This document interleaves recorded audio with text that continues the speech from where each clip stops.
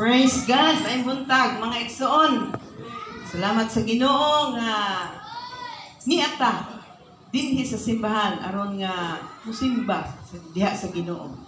Hallelujah. Tung niaging Domingo, daghan ang wala tungod sa mga kakulian.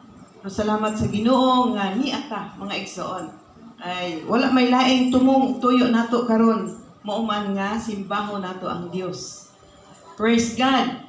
O ugmang adlaw maunay panahon sa piliay, mga igsoon.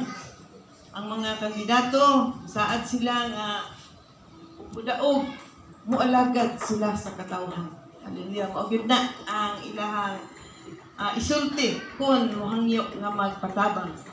O dinhi mga igsoon daghay ni anhi nga ipasulti kuno nga ipatabangan pud sila. Pero ang mga tao, ang mga kaigsuunan, yung ko nga mga wise voter na sila. Hallelujah. Si Pastor Laima, ni ano siya, kaya siya nga lansad po siya kadawat. Oo, pastor, walay problema kay nahibaluan mo ka nga, pastor ka, ang mga membro, butar ginani mo, mga Kristohanon. Hallelujah. Siniyok ba yan? Abang po. Kaya daog siya, muhatag siya o wolfan. O na iyang saat. Pero di mo daog, di na lang tamo laong. Pero mga igsoon, ang atong mensahe karon kining nagtima, naguluhan ni siya og save to serve. Ang mga lahi ang kandidato kay pilion sila aron ang ila mualagad. Pero sa panahon ng anaan na sila sa posisyon, dili naman mga igsoon sila makaalagad sa katawhan. Nga naman, nga naman, dili man alagad nga iya sa Dios. Dili man. Ang ato karon save to serve. Ang atong text nga makita dinhi sa Mateo 23:12. Hallelujah. Magaingon diri. Bisan kinsa nga magapahitaas sa iyang kaugalingon, igapahiubos. O bisan kinsa nga magapaubos sa iyang kaugalingon, igapahitaas. Magaampo ta. Hallelujah. Mahal nga langit nun, ikabuntagon, dili pa man doon. Udto, Lord, kami, Ginoong Dios, ania sa bahin nga magapatalinghog sa imong mga pulong. Ginoo, nagaampo ko nga ikaw magadihog sa mga pulong nimo ning kabuntagon nga among patalinghugan, paambitan. Ginoo, dihogi usab imong alagad, Lord, nga maoy mubatbat sa imong mga pulong. Panalangini, Ginoo, matag usa ka namo. Panalangini og dihogi ang among mga igdulungog og mga kasing-kasing. Aron, Lord, masalod kining imong mga pulong niini nga kabuntagon. Salamat sa imong panalangin, Ginoo, niini nga adlaw sa among panagsimba nga mahimaya gyud ka, Ginoong Dios, malipay ka sa among matag usa ka kinabuhi. Lord, salamat sa imong panalangin ug dihog sa mensahe karon. Ang tanan among itugyan diha kanimo sa ngalan ni Jesus. Amen. Praise God. Hallelujah. Mga igsoon, kanang giingon diha sa kasulatan nga whoever bisan kinsa kadtong naabya diha kang honor himself will be humble, no? Ang magapataas sa iyang kaugalingon igapaubos, ug ang magpaubos sa iyang kaugalingon ipataas. Mao nay sulti ni Ginoong Hesus dinhi sa kasulatan. Hallelujah. So kita mga igsoon naluwas ta aron mualagad diha sa Ginoo. Wala ta maluwas aron alagaron. No, mo nay buot ipasabot sa save to serve. Naluwas ta aron mga lagad ta diha sa Ginoo. Praise God. So unsa man, no, ang uban wala pa kahibalo unsaon man pag-alagad ang Ginoo. Unsaon pag-alagad? Mga igsoon, kining atong gihimo pangalagad sa Ginoo. Ang pagsimba, ang pag-anhi diri sa simbahan, pangalagad kana sa Ginoo. Tanang nga gihimo nato dinhi alang sa kahimayaan sa Ginoo, pangalagad na mga igsoon. Mo nay mao na nga naluwas ta aron mga lagad ta diha sa Ginoo. Praise God. Now karon unsa man kining buot ipasabot sa ang magpataas sa iyang kaugalingon, ha? Ang magapahitaas sa iyang kaugalingon igapahiubos, ug ang magapahiubos sa iyang kaugalingon igapahitaas. Hallelujah. Kining magpahitaas sa kaugalingon mga igsoon nga gihisgutan diri ni Ginoong Hesus sa Lucas 14 ato kining makita mga igsoon. Kining giingon buot ipasabot ni Ginoong Hesus diri sa 11:14 kining mga tao nga Parisiyo. Kay ang tao nga Parisiyo atong gisulti ni Ginoong Hesus nga kaning naa sila kining taas gid ni sila, no? Naa gyud sila sa taas, no? Unya dili pwede nga kana silang ma-down nimo kanang pananglit Parisiyo mga tag-as na sila. Kung imo kana silang imbitaron kinahanglan gayud mga harianon dito na sila. Mo na ilang gusto. Kining giingon diri ni Ginoong Hesus nga kung magdapit, no, magdalit ikaw. Kana sila kung imo nang dapiton kinahanglan gayud og kanang naa sila sa kanang dungganon nga dapit diha gyud na sila kaning mga gipasabot ni Ginoong Hesus, no? So si Ginoong Hesus nag-ingon siya nga kadtong magpataas sa iyang kaugalingon igapahiubos.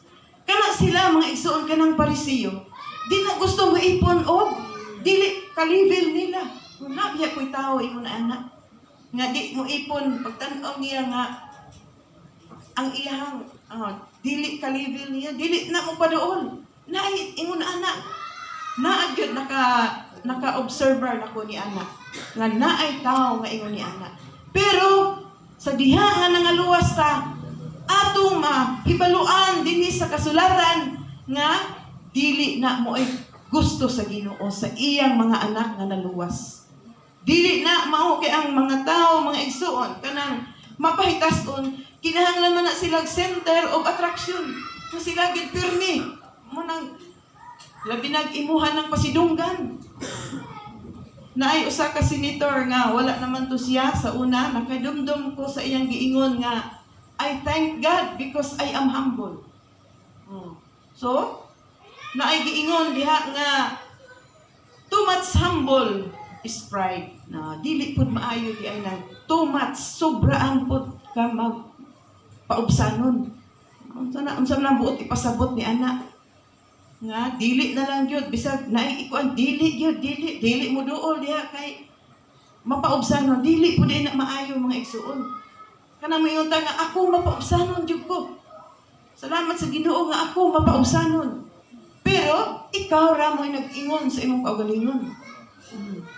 Ingon diha sa kasulatan, padayga ang tao, inay ang imong kaugalingon. Ang lain maoy pasultiha, dili ang imong kaugalingon. Mo na mga igsuon kanang garbo. Ang Parisiyo nga mga tao tag-as kaayo silang pride. Kay dili man sila maki-ipon sa mga tao nga dili nila kapareho. Dili na mo doon. Labi na tingali og mga tigulang na, naway ligo, dili na mo doon. Nakita ni Ginoong Hesus na kining Parisiyo, mapahitas undo. Walay paghigugma. So, kita, naluwas ta, aron mo alagad. Lahit man yung Parisiyo, ka ikaw may mo, alagad nila, mo silbi nila. Mo na mga igsoon. Nga, ang pagkadungganon sa tao. Hallelujah. No? Mauna, kining dinhi sa kalibutan. Mauna ang gusto sa tao nga madungganon siya. Madako siya. Ilado siya. Nya, naay gahom. Naasay power. Labi na og mudaog sa politika na sa taas nga posisyon. Naasay power. Kung maingon siya, himuan kag sala, kapriso na tawana. Kay mo na, nagdaot. Wala kay gamhanan naman gyud. Pero dito diha sa Ginoo dili na mo ay gusto niya. Kinahanglan gyud nga kung ikaw magpahitaas ipaubos. Kung magpahiubos ka, ikaw ipahitaas. Hallelujah. Kay ang garbo mga igsuon muhatod kanato sa pagkaalaot. Mo di kayan gyud ang pagkagarboso. Nasa Proverbio 16:18 mabasa nato na nga kanang pride muhatod gyud na sa distraction. Maalaot ang tao kung naa kaniya ang pride. So karon kita nga nahimo nang mga anak sa Dios. No. Nahimo na tang mga anak sa Dios. Unsaon man nato nga kanunay tang malampuson ang atong kinabuhi. Mahimo ta nga giingon sa Ginoo nga madungganon ang atong kinabuhi. Mapasidunggan ang kinabuhi sa mga anak sa Dios. Dili kining pagpataas. Dili kining Hinoong magpaubos. Mga igsoon, maunay pasidunggan sa Ginoo. Kay ang usa ka tawo nga na tao pag-usab na himong anak sa Dios.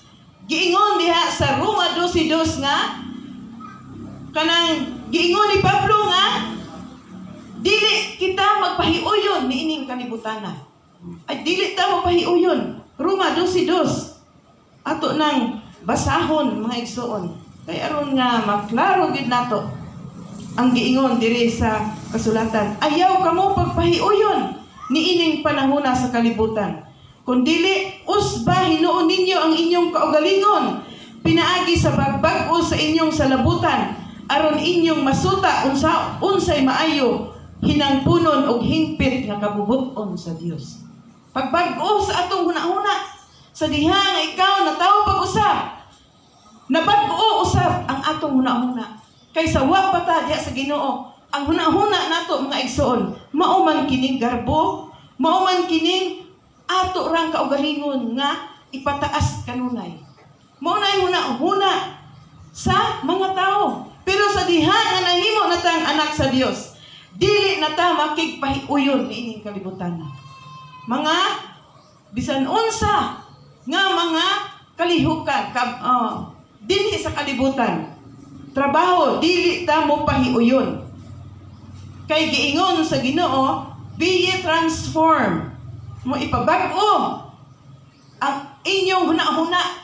Bag-o na ang atong panghunahuna. Wala na tong daan nga pagkatawo. Kay